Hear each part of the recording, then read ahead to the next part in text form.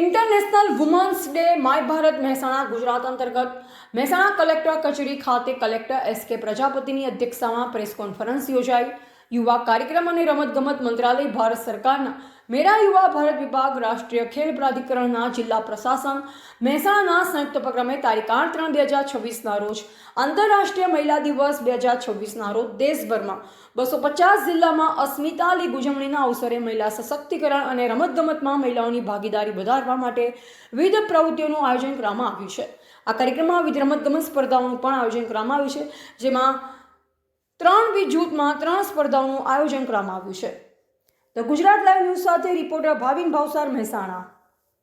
2026ના રોજ આંતરરાષ્ટ્રીય મહિલા દિવસ નિમિત્તે ભારત સરકારના યુવા કાર્યક્રમ અને રમતગમત વિભાગ મંત્રાલય, ગુજરાત સરકારનું રમતગમત યુવા સાંસ્કૃતિક કાર્યક્રમ મંત્રાલય અને સ્પોર્ટ્સ ઓથોરિટી ઓફ ગુજરાત અને સાથે સાથે મહેસાણા જિલ્લા પ્રશાસનના સંયુક્ત ઉપક્રમે ખેલો ઇન્ડિયા અસ્મિતા લીગ આપણે 8/3/2026ના રોજ મહેસાણા જિલ્લામાં પણ ઉદ્ઘાટન કરવા જઈ રહ્યા છીએ.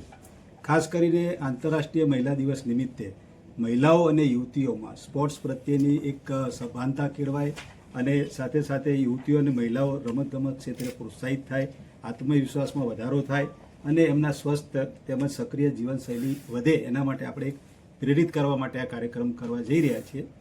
મહેસાણાનું જે આપણું સરદાર પટેલ સ્પોર્ટ્સ સંકુલ પાંચોટ ખાતે 8/3/2026ના રોજ આ કાર્યક્રમ આપણે લોન્ચ કરવા જઈ રહ્યા છીએ અને આપના માધ્યમથી આપણા મહેસાણા જિલ્લાની તમામ યુવતીઓ અને મહિલાઓને ખાસ આ કાર્યક્રમમાં ભાગ લેવા. કાર્યક્રમ વિશે વાત કરું તો અંડર 13 to 18 અને 18 વર્ષથી ઉપરની જે યુવતીઓ મહિલાઓ છે આમાં ભાગ લઈ શકશે. 3 પ્રકારની આપણે રમતો સ્પર્ધાનું આયોજન કર્યું છે, ખાસ કરીને 100 મીટર, 200 મીટર અને 400 મીટરની દોડ અને એક રસ્સા ખેંચ જે આપણી જૂની પરંપરાગત જે રમત છે એનું પણ આપણે આયોજન કરેલું છે.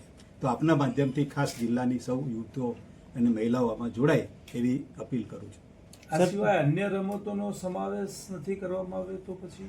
ના, અત્યારે જે આપણને સૂચના મળી છે એમાં આ રમતગમતનું આપણે સમાવેશ કર્યો છે અને ભારત સરકારનું જે માય ભારત પોર્ટલ છે એની ઉપર ઓનલાઈન રજીસ્ટ્રેશન કરવામાં આવશે.